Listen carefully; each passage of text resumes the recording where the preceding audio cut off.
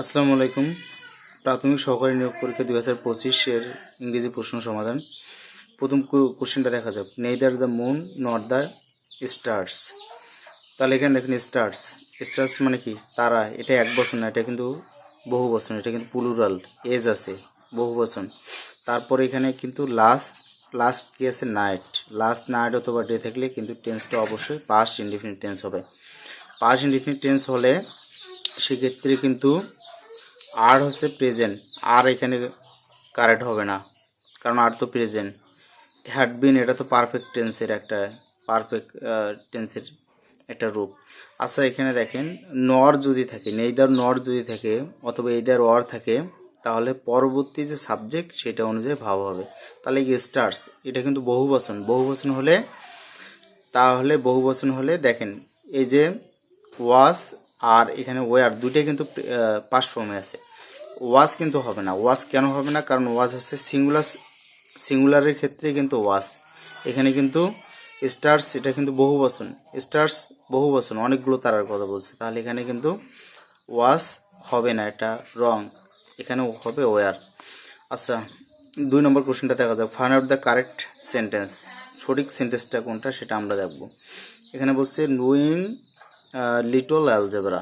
আচ্ছা এটা হচ্ছে ড্যাগলিং মডিফায়ারের একটা উদাহরণ। ড্যাগলিং মডিফায়ার হচ্ছে প্রথমে যে বিষয়টা থাকবে সেইটা অনুযায়ী সাবজেক্ট হবে। আচ্ছা এখানে দেখেন, এখানে বলছে নোয়িং লিটল অ্যালজেব্রা। অ্যালজেব্রা মানে কি? এটা গণিত। এটা দেখেন যে কোনো এইখানে যে বিষয়টা থাকবে এটাই কিন্তু এখানে সাবজেক্ট হবে। আচ্ছা দেখেন, অ্যালজেব্রা যে কোনো গণিত, এটা কিন্তু মানে এগুলোকে কিন্তু প্রবলেম বলে, এগুলো সমস্যা, এগুলো কিন্তু আমাদের সমাধান করতে হয়। সেই জন্য এখানে কি হবে, the problem was difficult to solve. এই যে সমস্যাটা এটা হচ্ছে কঠিন, খুবই কঠিন, তো সমাধান করা খুবই কঠিন। তাহলে দেখেন পরবর্তী অপশানগুলো দেখেন, নুইং লিটল অ্যালজেব্রা, আই কিন্তু অ্যালজেব্রাকে নির্দেশ করে না। তারপর এখানে দেখেন নুইং লিটল অ্যালজেব্রা সলভিং, ডিরেক্ট এখানে সাবজেক্ট অবশ্যই সাবজেক্ট আসবে, কিন্তু এখানে সাবজেক্ট আসে নাই, এগুলো কিন্তু রং। এখানে ইট ওয়াজ ডিফিকাল্ট টু, ইট বলতে কি এখানে কিন্তু ওইভাবে ক্লিয়ার না।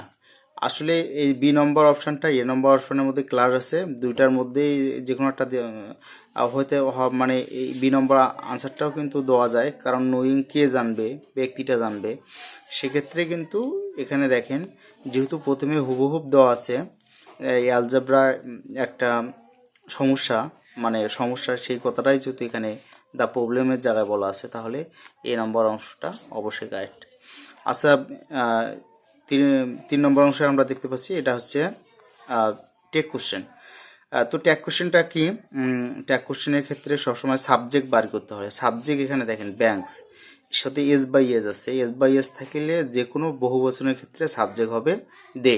তাহলে এখানে দেখেন, এখানেও দে, এখানেও দে, এখানেও দে, এখানে দে, কিন্তু সাবজেক্ট দে। ট্যাগের ক্ষেত্রে সেন্টেন্সটার মধ্যে যদি কোনো নট না থাকে, আচ্ছা দেখেন তারপরে ট্যাগের ক্ষেত্রে আমাদেরকে সাহায্যকারী ভাব বার করা লাগে, সাহায্যকারী ভাব লাগে। এখানে ক্লোজ কিন্তু সাহায্যকারী ভাব না। তো যার সাথে এস বাই এস নাই সেক্ষেত্রে আমরা কি নেই, ডু নেই। সেক্ষেত্রে আমরা কি নেই, ডু নেই। আমরা এখানে ডু নিলাম। তার সাথে কি হয়, আমরা তার এই বাক্যের মধ্যে যদি কখনো নট না থাকে সেটাকে আমরা এনটি হিসাবে যুক্ত করি, তাহলে এখানে হবে ডোন দে। এখানে কি হবে, ডোন দে। 4 নম্বর অপশানটা একটু দেখেন, ফিল ইন দ্য ব্যাঙ্ক। আচ্ছা 4 নম্বর অপশানটা দেখেন, 4 নম্বর কোশ্চেনটা দেখেন, fill in the blanks with right option. আচ্ছা এখানে কি বলছে, লুক ফরওয়ার্ড। লুক ফরওয়ার্ডের পরে কিন্তু অবশ্যই কি হয়, টু হয়। এখানে কি হবে, টু হবে, তারপরে কিন্তু মূল ভাবের সাথে আইএনজি হবে। তাহলে এখানে দেখেন এ নম্বর অপশনটা কারেক্ট। এখানে টু সি কিন্তু হবে না, টু সিং হলে হতো, তাহলে এটা এরকম। তারপরে এখানে দেখেন 5 নম্বর অপশনটা দেখেন, to beat about the bush means, এটা অর্থ কি? আচ্ছা এগুলো যদি আপনি আক্ষরিক মিনিং করতে পারেন তাহলে কিন্তু এই ফ্রেজগুলো বা ইডিয়ামগুলো কাট করা সম্ভব। আচ্ছা দেখেন, টু বিট মানে হচ্ছে আঘাত করা বা ঢিল ছোড়া। অ্যাবাউট দ্য বুশ, বুশ মানে বাঁধঝাড়ে, বুশ মানে বাঁধঝাড়ে, বাঁধঝাড়ের মধ্যে ঢিল ছোড়া।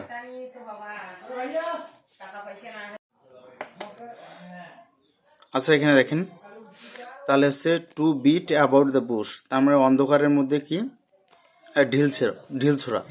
তারপর কোনো কিছু ছোড়া, তার মানে এখানে দেখেন এটা কিন্তু ডি নম্বর অপশনটা কাট হবে। এখানে টু টক রিলেভেন্টলি মানে অপ্রাসঙ্গিকভাবে কথা বলা। অনেক লোক আছে না বাসাল অপ্রাসঙ্গিকভাবে কথা বলো, তাহলে এই ফ্রেজটা। তারপরে এখানে দেখেন 6 নম্বরটা দেখেন, 6 নম্বরটা কী হবে, এখানে বলছে which period is known as golden age of English. আচ্ছা এখানে দেখুন এলিজাবেথান এজটা হবে গোল্ডেন এজ, সবসময় এটা গোল্ডেন এজ, কারণ এখানে শেক্সপিয়ার এই সময়টাতে তিনি কিন্তু তার লেখনী লিখেছেন, তার মানে শেক্সপিয়ার যেহেতু লিখেছেন এবং আরও বিখ্যাত যেগুলো হচ্ছে ক্রিস্টোফার মার্লো উনি লিখেছেন, তার মানে এই এজটাই হবে গোল্ডেন এজ। তারপরে দেখেন 7 নম্বর কোশ্চেনটা একটু দেখেন, 7 নম্বরটা দেখেন, এখানে বলছে which one is wrong spelling. এখানে প্রসপারিটি হবে, এই যে প্রসপারিটি হচ্ছে রং স্পেলিং, কারণ এখানে সঠিক বানানটা হচ্ছে প্রসপারিটি, এটা হচ্ছে সঠিক বানান। তারপরে এখানে দেখেন 8 নম্বর কোশ্চেনটা একটু দেখেন, who wrote novel the god of small thing, god of small thing, এটা কিন্তু একটা বিখ্যাত উপন্যাস, এটা হচ্ছে অরুন্ধতী রয়ের। আর অনিতা দেশাইয়ের একটা বিখ্যাত ছোটো গল্প আছে দ্য হাইড অ্যান্ড সিক। তো আসলে এটা কিন্তু অরুন্ধতী রয়। আচ্ছা এখানে 18 নম্বর কোশ্চেনটা দেখা যায়, হুইস সেন্টেন্স ইজ কারেক্ট। আচ্ছা একটা শর্টকাট নিয়ম আমি বলে দিই, এখানে আনছিল শর্টকাট নিয়ম বলি, যদি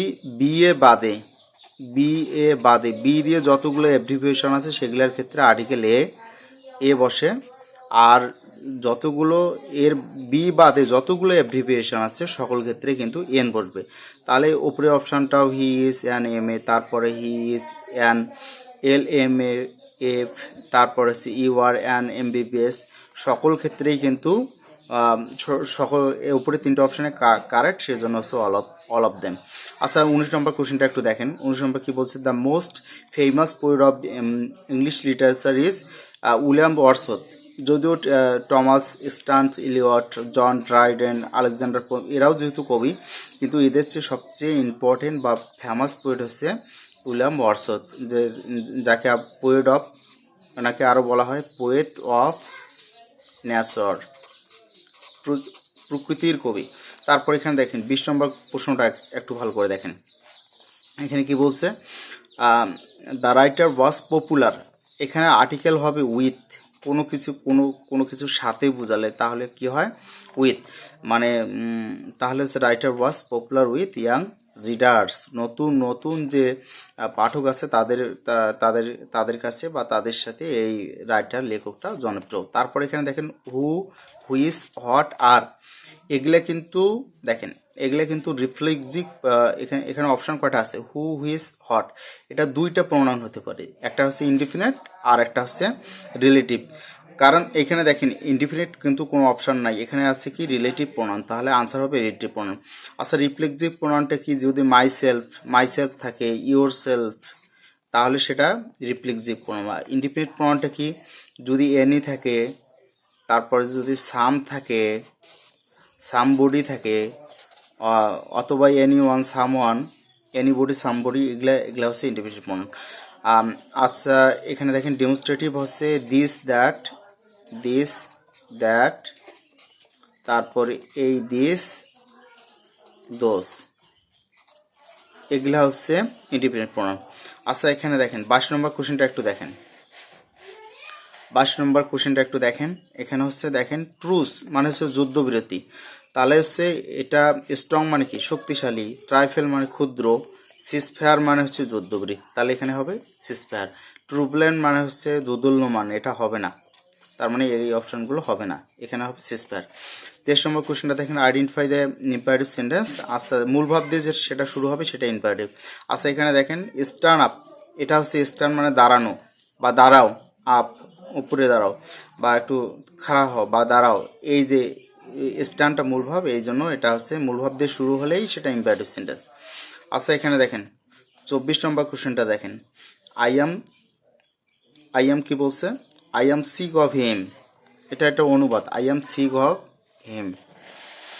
আচ্ছা 24 নম্বর কোশ্চেনটা একটু দেখেন, এখানে কি বলছে, I am sick of him, তার মানে এই বাক্যটার মানে আমি তাকে নিয়ে বিরক্ত অথবা সে আমাকে বিরক্ত করতেছে, সিক মানে অসুস্থ, এটা এটা একটু এইরকম হবে। তাহলে এখানে কি হবে, তাকে আমার অসহ্য লাগে, তাকে আমার বিরক্ত লাগে অথবা তাকে আমার অসহ্য লাগে। এখানে I am sick of him, এটার আনসারটা হচ্ছে এটা।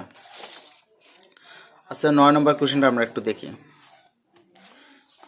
সিরিয়ালি একটু উল্টাপাল্টা হয়ে গেছে। এখানে বলছে সল্ট অফ লাইফ মানে স্ট্যান্ড ফর, মানে এটা এই ফ্রেজটা দ্বারা বা ইডিয়ামটা দ্বারা কি বোঝায়, এটা হবে ভ্যালুয়েবল থিংস। আচ্ছা সল্ট মানে হচ্ছে লবণ, অফ লাইফ মানে দেখেন লবণ কিন্তু অনেক গুরুত্বপূর্ণ একটা জিনিস, তার মানে হচ্ছে জীবনের একমাত্র আশা বা সেটা অবশ্যই মূল্যবান।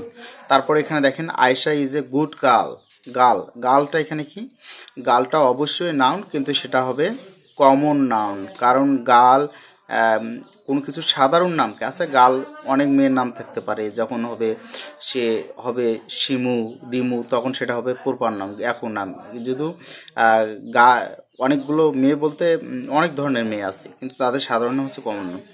আচ্ছা এখানে দেখেন 11 নম্বর কোশ্চেনটা একটু আমরা দেখব, to err is human forgive is Steven is a line of poem by, এটা হচ্ছে আলেকজান্ডার কি আলেকজান্ডার পোপ, আলেকজান্ডার পোপের একটা বিখ্যাত উক্তি। এটা হচ্ছে আলেকজান্ডার পোপের একটা বিখ্যাত উক্তি, ওনার এসে অন ক্রিটিসিজম নামে একটা বইয়ে সেখানে এটা আছে। আচ্ছা দেখেন 12 নম্বর কোশ্চেনটা, সিনট্যাক্স মিনস, সিনট্যাক্স, সিনট্যাক্স মানে হচ্ছে সেন্টেন্স বিল্ডিং, সেন্টেন্সের গঠন।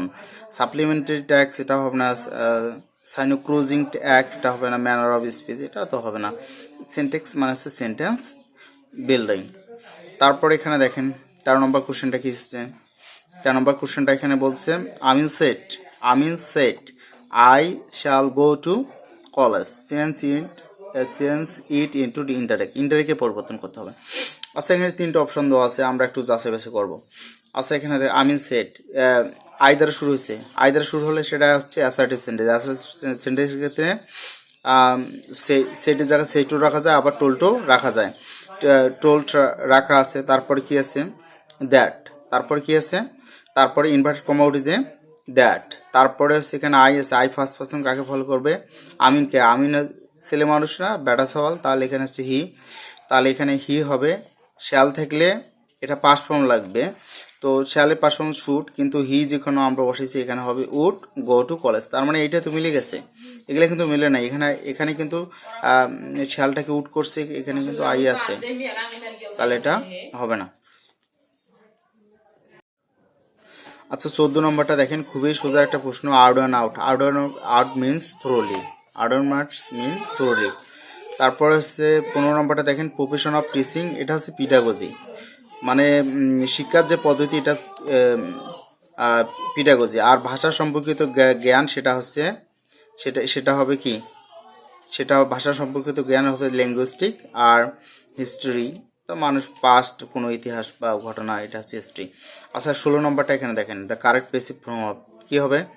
আচ্ছা দেখেন অবজেক্ট, বেসিকের ক্ষেত্রে সাবজেক্ট আর অবজেক্টের গুরুত্ব আছে, তো অবজেক্ট খুঁজে বার করতে হবে। আচ্ছা এখানে দেখেন অবজেক্ট কি, মূল ভাবের পরে যেটা থাকবে সেটাই ম্যাক্সিমাম ক্ষেত্রে অবজেক্ট হয়। আচ্ছা এখানে মাস শার্ট, শার্ট মানে বন্ধ করা, এটাই মূল ভাব। এটার পরে কি হচ্ছে দিস ডোর, দিস ডোরটা হচ্ছে অবজেক্ট, অবজেক্ট যাবে শুরুতে, অবজেক্ট এখানে দেখেন শুরুতে আছে, দিস ডোর এখানে শুরুতে আসছে। তারপর এখানে দেখেন এই যে যেটা মডালক্সির ভাব থাকলে মডালক্সির ভাবটা ওইটা রাখতে হবে, তার সাথে একটা যুক্ত করতে হবে বি, এবং মূল ভাবের পাস্ট পার্টিসিপল করা লাগবে। মূল ভাবের পাস্ট পার্টিসিপল কিন্তু শার্টে আছে, এখানে কিন্তু কি দেওয়া নাই, বাই বাই ইউটা দেওয়া নাই। অনেক সময় বাই এটা উজ্জ্বল থাকতে পারে, এখানে হওয়া উচিত ছিল বাই ইউ, কিন্তু এখানে ইউ কিন্তু এখানে দেওয়া নাই, তা উজ্জ্বল থাকতে পারে, এটা নো ম্যাটার। তারপরে এখানে দেখেন দিস আছে, এখানে হচ্ছে মাস্ট, এই যে দিস, দিস কিন্তু দিস ডোর হবে, এটা কিন্তু আলাদাভাবে হবে না, এই অপশনটা ভুল। তারপরে শার্ট শুরুতেই তো আসবে না, তার মানে হচ্ছে এ নম্বর অপশন কারেক্ট। আচ্ছা দেখেন 17 নম্বর কোশ্চেনটা একটু ভালো করে দেখেন, এখানে কিছু নেবার টার্লাই কার্ড পেসিভ হবে, নেবার থাকলে অথবা মূল ভাব দিয়ে কোনো বাক্য শুরু হলে সেটা পেসিভ ফর্মের ক্ষেত্রে অবশ্যই লেট নিতে হবে, কি নিতে হবে, লেট নিতে হবে। আচ্ছা আমরা দুইটা অপশান, সি অপশানে লেট দেখতেছি আর ডি অপশান লেট দেখতেছি, আর উপরে অপশানগুলো বাদ। তাহলে এখানে দেখেন কি হবে? Let a lie never be told, না হবে let not a lie be told ever. আচ্ছা দেখেন, এটাও কিন্তু ডি নম্বরটাও কাছাকাছি, সি নম্বরটাও কাছাকাছি, সি নম্বরটাও মানে এটা একই রকম, কিন্তু এখানে ইভার কথাটা যদি দিছে তাহলে এটা হবে না। সেই জন্য সি নম্বরটা হবে। লেট আমরা আনবো, তারপরে অবজেক্টটা আমরা নেব, অবজেক্ট এ লাই, তারপরে হচ্ছে নেভার থাকবে, তারপরে বি টোল্ড। এইটাই কিন্তু correct answer. Thank you everyone.